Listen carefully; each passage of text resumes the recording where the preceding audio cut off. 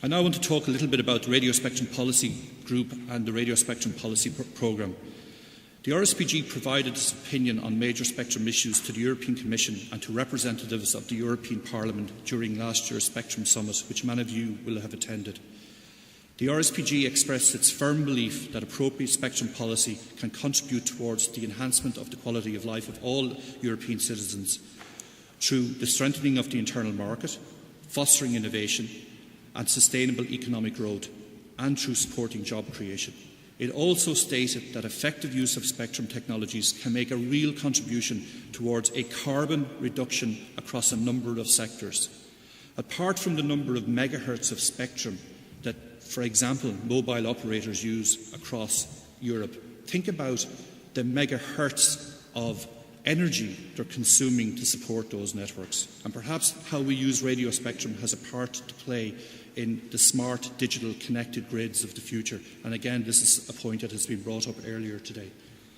The Commission, in developing its proposal for an RSPP, has taken on board the key objectives identified by the RSPG, and we now await ratification of the RSPP by the Parliament and Council later this year, as I'm sure a matter that my colleague Mr O'Donoghue will speak about after me.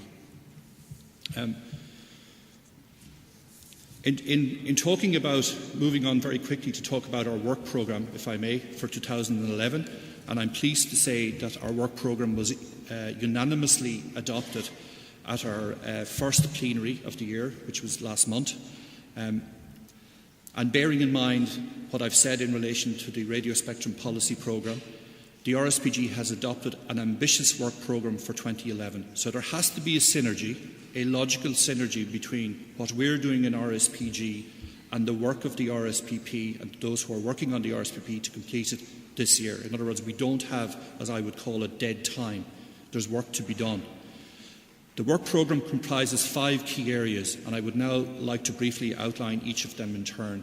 The first one is exactly around the point of debate that we've just had from the previous session, which is the whole area of the demand-supply inventory.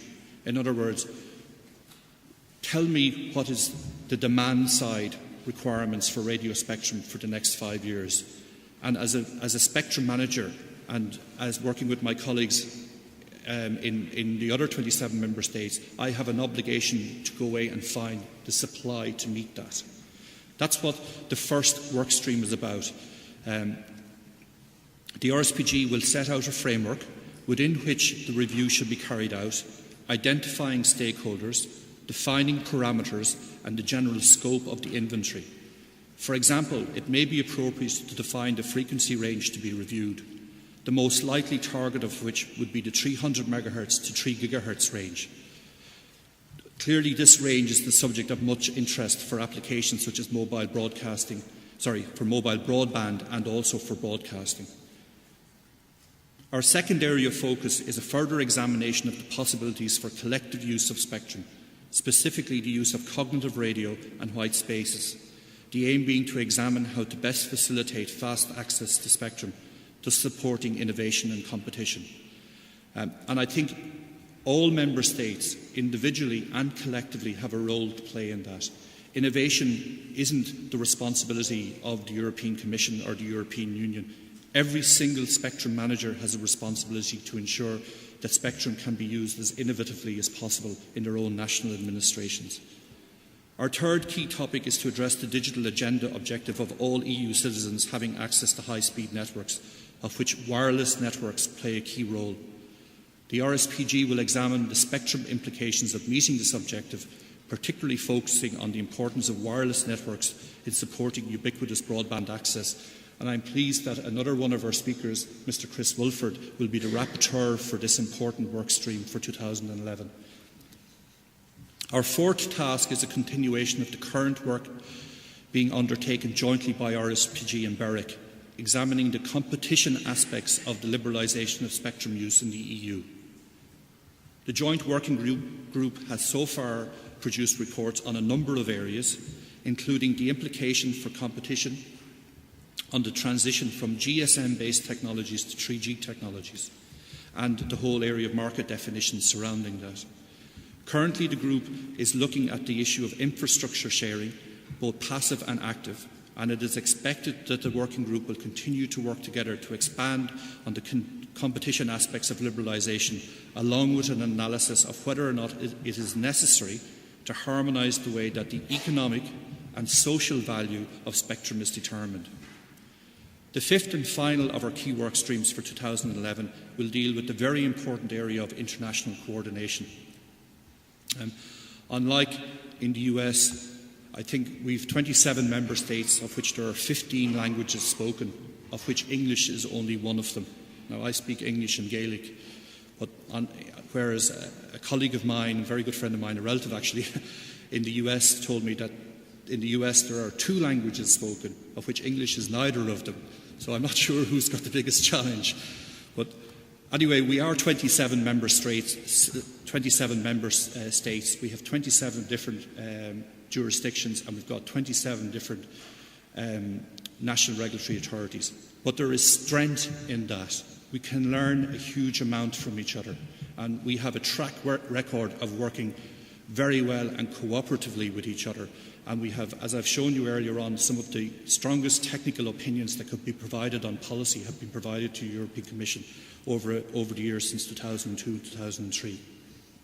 The focus on this workstream will be to develop and strengthen the promotion of EU interests in international negotiations, as well as the issue of spectrum coordination in bilateral negotiations and with third countries and between EU countries.